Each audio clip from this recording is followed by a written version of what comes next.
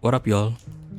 Here's an antenna that I bought from a local store called Maker's Sale Center here in Cagayan de Oro City. And let's compare it to an off-brand antenna that I bought from Shopee. This antenna cost around 200 pesos.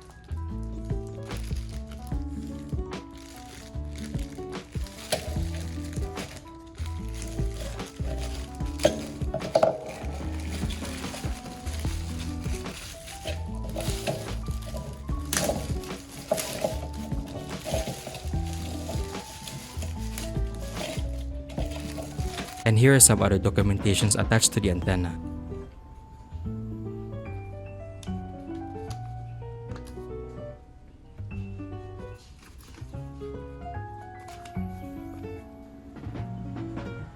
It's kind of an old stock, because on the same shop, when I compare each of the antennas with different prices, I felt that my hands are already dusty.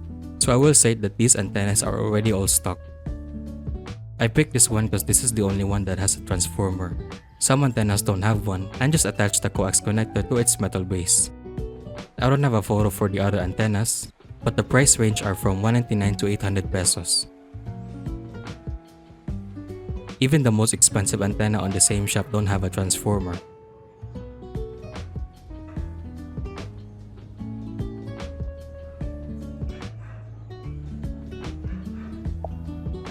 Here's the comparison of the signal strength and quality for the antenna from Shopee and from Makers.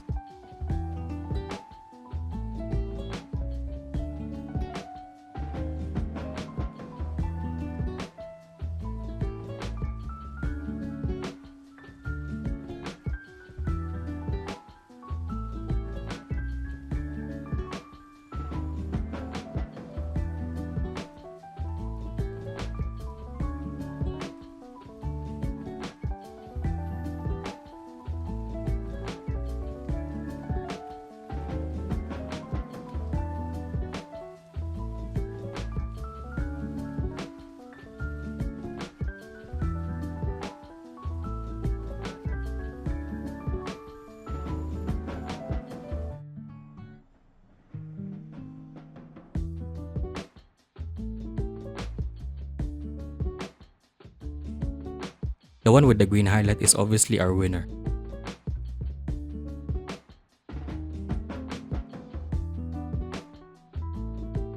I recently visited the other shop just beside Makers, which is called Kuhang, and yeah, I wanted those antennas so bad. Look at the cheapest one, it's only 99 pesos. If you have any questions, leave a comment, and thanks for watching.